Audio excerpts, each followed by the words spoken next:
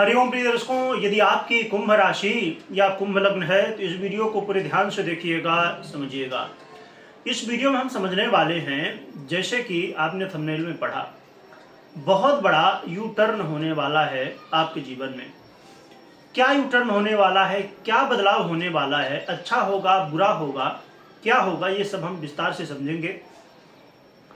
परंतु इसमें कुछ गहराइयां हैं, कुछ तथ्य हैं जिन्हें हमें बहुत अच्छे से समझना होगा।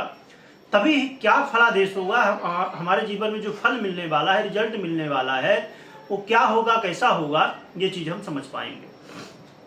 तो आइए सबसे पहले हम कारण समझते हैं, फिर फल क्या मिलेगा, फिर उपाय क्या होगा, ये समझेंगे। प्रिय दर्शकों, हम बात कर रहे हैं देवगुरु बृहस्पति की। देवगुरु बृहस्पति का नक्षत्र परिवर्तन होने जा रहा है।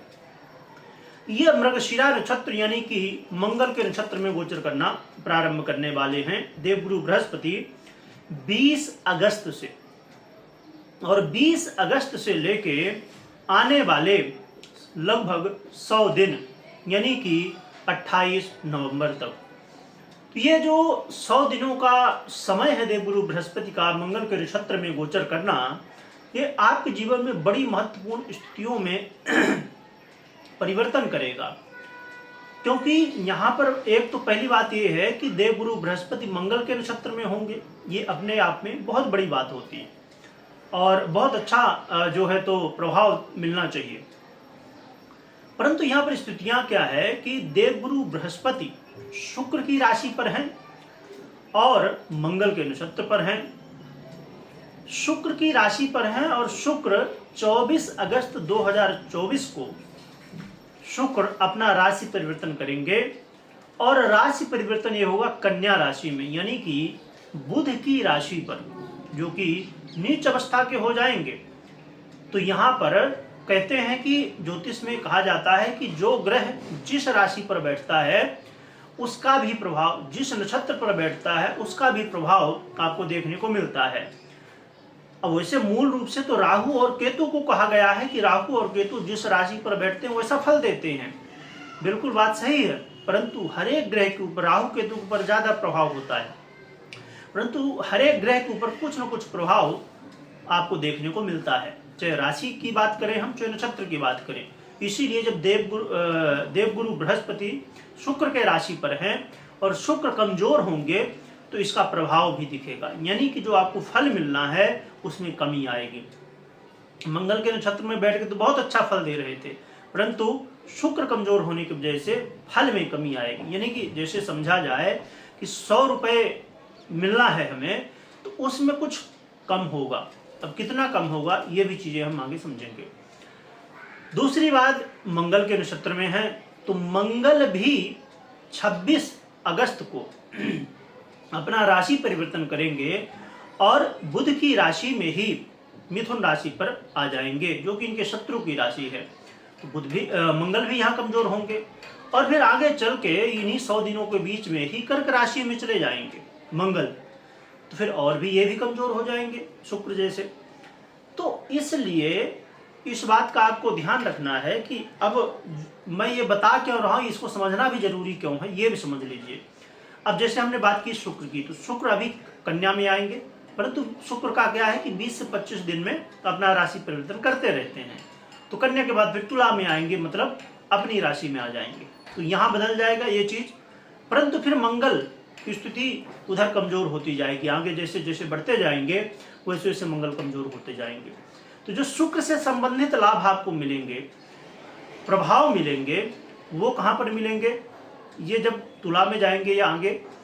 और जो मंगल से संबंधित फल मिलना है वो जब मिथुन में रहेंगे तो ज्यादा अच्छा है, फिर जब कर्क में जाएंगे तो और भी समस्या होगी, या मिला जुला कहा जा सकता है, क्योंकि इधर चंद्रमा जो है तो चंद्रमा की राशि है। तो इसीलिए इसे गहराई से समझने की आवश्यकता है। प्रिय दर्शकों, आइए अब हम समझ लेते हैं कि इसका आपको फल क्या मिलने वाला है। थोड़ा गहराई से समझिएगा, पूरा सुनिएगा, जिससे कोई कंफ्यूजन ना रह जाए। मैं इतना कैलकुलेशन बताता हूं इसीलिए कि कोई कंफ्यूजन नहीं होना चाहिए। तो यहां पर देखा जाए तो देवगुरु बृहस्पति आपके जीवन में यदि कोई भय था, आपके जीवन में कोई डर था, किसी भी विषय को लेकर आप बहुत ज़्यादा डरे हुए थे, क्या होगा कैसे होगा, ये जो डर था ना, तो ये अब कम हो जाएगा। इसके अलावा आप यदि कोई रिसर्च वर्क करते हैं, या कहा जाए एक तरीके से कि यदि आप कोई किसी विषय में खोज कर रहे थे या कोई काम करने के लिए प्रयास कर रहे थे, या बहुत समय से आप सोच रहे थे कि ये किया जाए पर कैसे किया जाए कुछ समझ में नहीं आ रहा, या आप कर रहे हैं पर हो नहीं रहा है, कुछ न कुछ कारण बन रहा है, वो कारण भी आपको मिल नहीं रहा है, यानी कि जो बाधा है वो बाधा दूर होने वाली।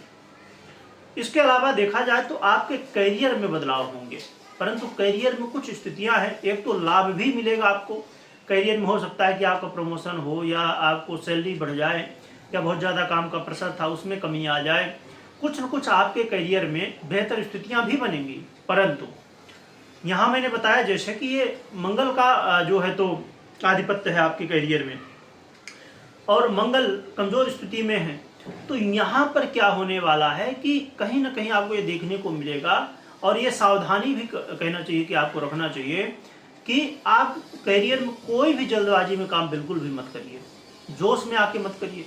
कोई बात हो गई, समझिए 4 लोग आप लोग काम करते हैं, है ना, आप हैं और भी जो लोग काम करते हैं, कोई ऐसी बात हुई, वहाँ पर आप जो है तो गुस्से में आके, जल्दबाजी में आके कुछ भी आप बोल दिए, बाद में उसका जो है तो परिणाम भोगना पड़ता है। तो आपको इस समय बिल्कुल भी 100 दिनों तक पूरा ध्यान में रखना है कि जल्दबाजी बिल्कुल भी नहीं करना, और खासकर जब मंगल कर्क में आ जाएंगे तब तो बहुत सावधान हो जाना है। आगे वीडियो आती रहेंगी चैनल में, आप देखते रहिए मंगल कर्क में कब आने वाले हैं। और तो यहाँ पर आपको करियर में खासकर, और सब तो ठीक ही है क्योंकि हर एक जगह इसका प्रभाव पड़ता है, परंतु खासकर करियर में पड़ने वाला है।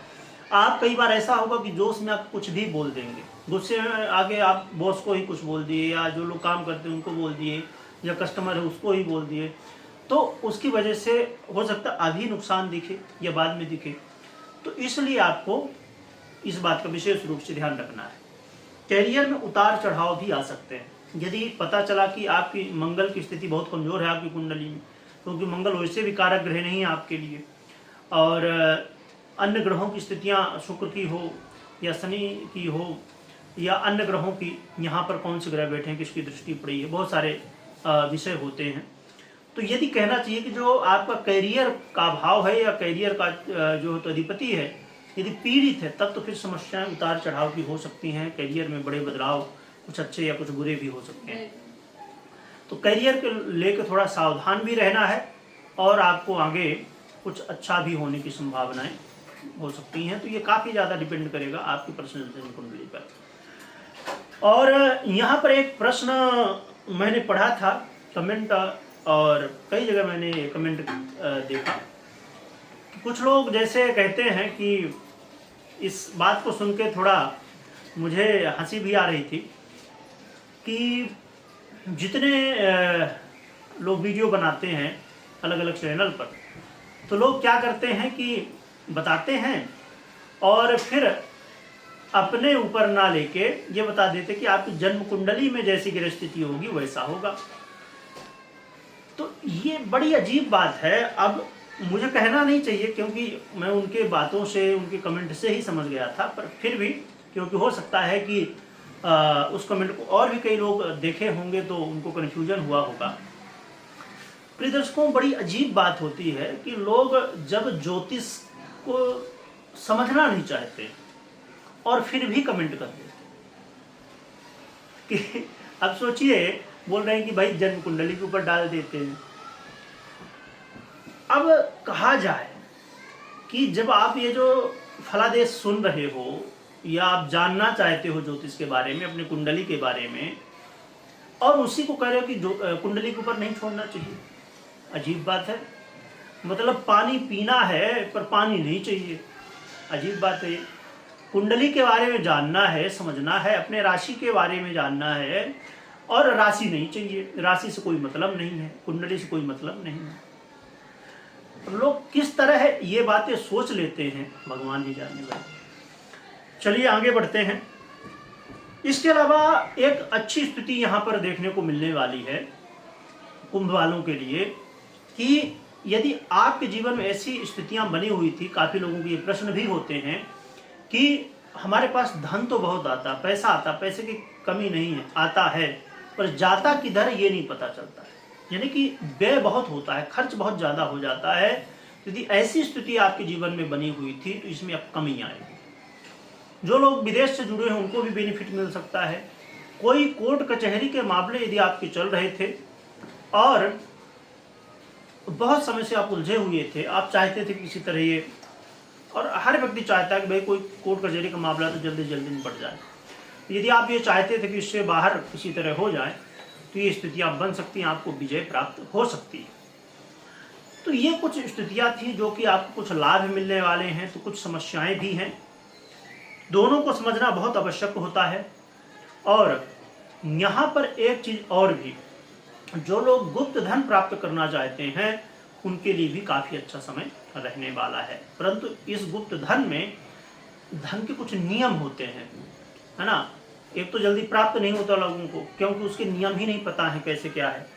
और यदि प्राप्त हो भी गया, भाग्यवश प्राप्त हो भी गया, अचानक धन प्राप्त हो गया और उसके बारे में आपको नियम नहीं पता, कानून उसकी क्या कैसे बातें हैं उसके बारे में आपको जानकारी नहीं है, तो फिर वो धन कई बार फलता नहीं है। इसीलिए आप देखते होंगे कि कई लोग अचानक बहुत धनवान बन जाएंगे और फिर जीरो हो जाएंगे, क्योंकि वो पैसे के विषय में अचानक उनको जो धन प्राप्त हुआ उसके बारे में उनको पता नहीं कैसे क्या नियम है उसके, या गुप्त धन प्राप्त हुआ है तो उसके विषय में लोगों को जो है तो आइडिया नहीं है। अब जैसे बहुत लोग लॉटरी है, जुआ है, सट्टा है, इन सब चीज़ों से धन प्राप्त करना चाहते हैं और करते भी हैं बहुत लोग, परंतु कई बार देखा जाता है कि लोगों को पैसे आते हैं और चले जाते हैं, या तो आते ही नहीं।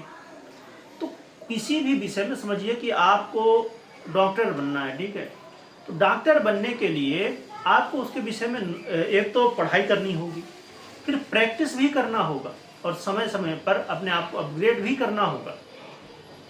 क्या कैसा बदलाव हो रहा, क्या नई बीमारियां आ रही हैं, उसके लिए क्या दवाइयां हैं, क्या एक दवाई आप जानते हैं तो दूसरी दवाई कौन सी हो सकती है। इसी तरह चाहे कोई भी विषय, चाहे गुप्त धन हो, लॉटरी हो, जुआ हो, सट्टा हो, या कोई भी विषय हो, उसके विषय में जब तक आपको पूरी तरह ज्ञान नहीं होगा तो कहीं ना कहीं कमी रह जाएगी, या तो प्राप्त ही नहीं होगा, प्राप्त हुआ तो फिर चला जाएगा। तो इसलिए जानकारी अवश्य रखनी चाहिए।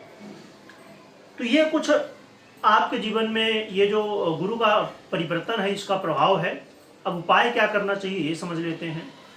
तो उपाय के रूप में सबसे बड़ी बात यहाँ पर होगी कि आप आपकी जो कुल देवी हैं और कुल देवता हैं उनकी आराधना करिए, और हनुमान जी की आराधना यदि नहीं कर रहे हैं तो वो भी करिए। और साथ में जो आपके घर में या कहीं आस पड़ोस पहचान में कन्याएं हैं, कन्या जो हैं उनका आशीर्वाद लीजिए। और साथ में इस समय बहुत अच्छा अवसर है कि श्रावण चल रहा है, तो भगवान भोलेनाथ की आराधना पूजन करिए, इससे बहुत बढ़िया आपके लिए रहेगा। तो कन्याओं का आशीर्वाद लेना है, एक तो आपको भोलेनाथ की आराधना करनी है और अपनी कुल देवी कुल देवता की आराधना। हनुमान जी कर ही रहे होंगे कुंभ राशि वाले या कुंभ लग्न जो भी है आपकी, तो ये उपाय आप कर सकते हैं। या तो आप भोलेनाथ की भी आप मात्र आराधना कर लेंगे तो भी सबकी आराधना हो जाएगी, क्योंकि श्रावण में भोलेनाथ की आराधना से बढ़ के और क्या हो सकता है। तो बस ये आप करें। और साथ में अपनी यदि कोई महत्वपूर्ण निर्णय ले रहे हैं तो अपनी पर्सनल जन्म कुंडली अवश्य चेक करिए, कुंडली का विश्लेषण करवाइए और फिर निर्णय लीजिए।